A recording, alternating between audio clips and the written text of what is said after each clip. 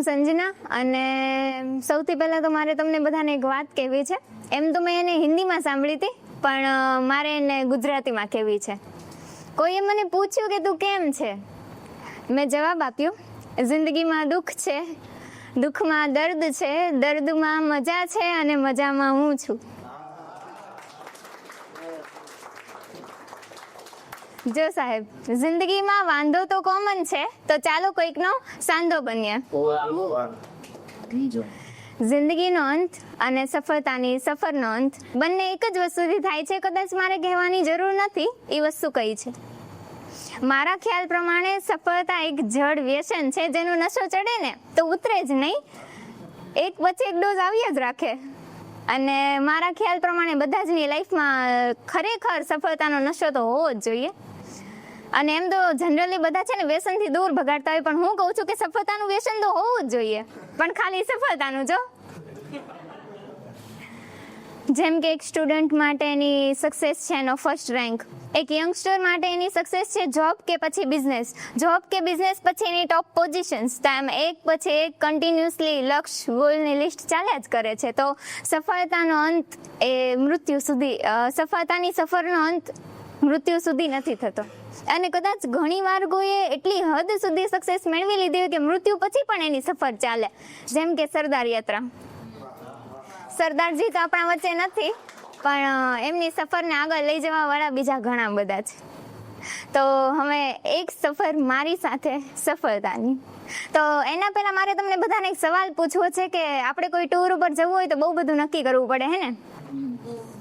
તો જેમ કે આપણે નક્કી કરતા હોય કે હું બાય ટ્રેન જાઉં કે બાય પ્લેન, હું ટુ વ્હીલર લઉં કે હું ફોર વ્હીલર, હું આ વસ્તુ લઈશ કે ઓલી વસ્તુ લઈશ, હું આમ કરીશ કે તેમ કરીશ, ઘણું બધું નક્કી કરતા હોય. તો આ તો સફળતાની વાત છે. જો નક્કી જ નહીં કરીએ તો કાંઈ નહીં થાય. અને આપણી આસપાસ છે ને ઘણી વાર બધા લોકો છે ને એવું બોલતા કે મને આમ મળી ગયું ને તો હું આમ કરી લઈશ, મને આમ થઈ ગયું ને તો હું આમ કરી લઈશ. એમ કહેવાથી કાંઈ ન થાય. મનમાં દ્રઢ વિશ્વાસ હોવો જોઈએ, નિશ્ચય હોવો જોઈએ કે નહીં, મને આ જ વસ્તુ જોઈએ છે ત્યારે જઈને મળે છે. સફળતા એ કોઈ દોરીએ ટીંગાડેલું કપડું નથી કે ઉતારી લીધું, લે સફળતા તું મને મળી ગઈ. ના, એમ ન મળે. એના માટે આપણને આપણી જાત પર 101% ભરોસો હોવો જોઈએ કે મને આ જ વસ્તુ જોઈએ છે ને મને આ જ કરવું છે, ત્યારે જઈને સફળતા મળે છે.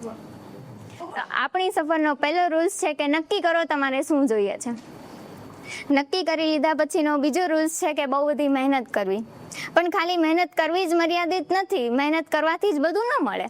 કેમ કે જેમ કે હું એક્ઝામ્પલ આપું તો સવારે ન્યૂઝપેપર આપવા આવતો પેપર બોય કે બૂટ ચંપલ સાંતો મોચી જે સવારથી લઈને સાંજ સુધી મહેનત કરે છે, પણ એને ખરી સફળતા નથી મળી.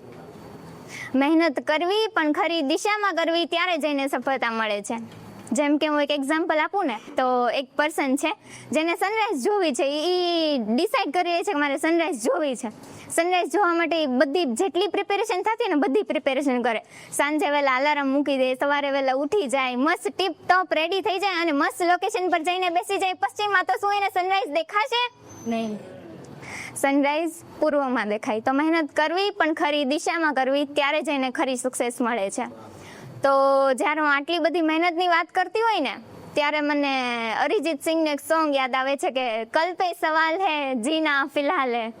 તો આપણી કાલ ઉપર બહુ બધા સવાલ છે, પણ આપણે આપણી આજને જીવવાની ખરી જીવી લેજો. જિંદગી મળી છે તો માણી લેજો.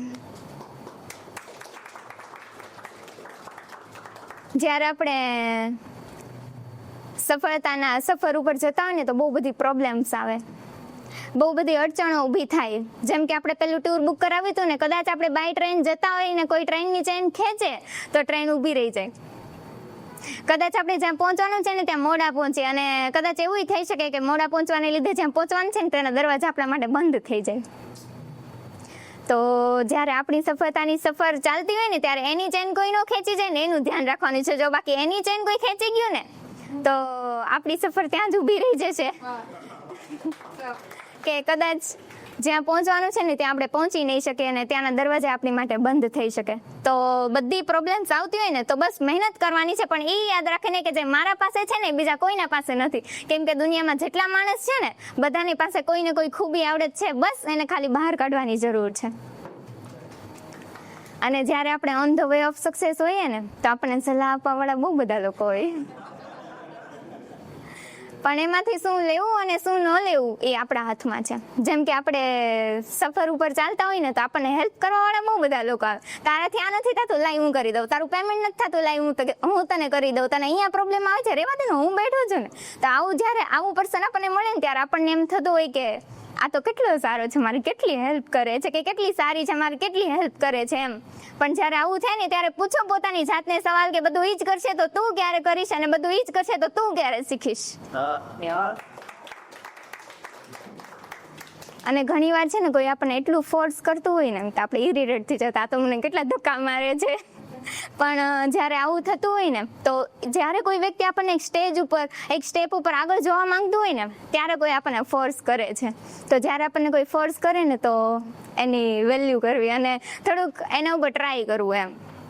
અને આપણે નક્કી કરી લીધું છે, મહેનત કરી લીધી છે, જે પ્રોબ્લેમ્સ આવે છે એ પ્રોબ્લેમ્સ દૂર કરી લીધી છે ને પછી છેલ્લો પોઈન્ટ એ આવે છે કે એ વસ્તુને ક્યાંક રિપ્રેઝેન્ટ કરવાની છે. આપણી સક્સેસ આપણા હાથમાં છે, બસ એને ખાલી ક્યાંક મૂકવાની છે. તો જો એ બરાબર જગ્યાએ નહીં મુકાય ને તો એની વેલ્યુ કદાચ 0 કે માઇનસમાં પણ જઈ શકે છે.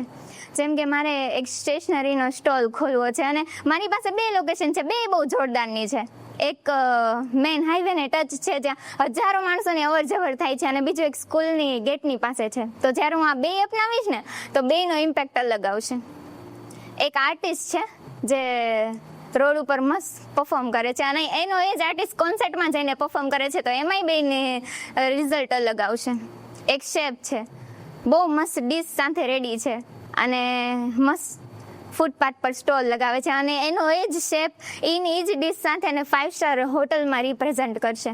તો એમાંય બેનો ઇમ્પેક્ટ અલગ આવે છે. તો અમે આપણા હાથમાં છે કે આપણે આપણી સક્સેસને કઈ જગ્યાએ રિપ્રેઝન્ટ કરીએ છીએ. તો અંતે હું બસ એટલું જ કહીશ કે સફળતા ત્યારે જ મળે જ્યારે આપણે એના પાછળ ગાંડા ઘેલા થઈ જઈએ. બહુ કંઈ વધારે નથી કરવાનું, બસ ખાલી સ્ટ્રેટેજી સાથે મેદાનમાં ઉતરી પડવાનું છે, મહેનત કરવી પડે તો કરી લેવાની છે, લડવું પડે તો લડી લેવાનું છે, અને અંતે કરે હર મેદાન ફતેહ. Thank you.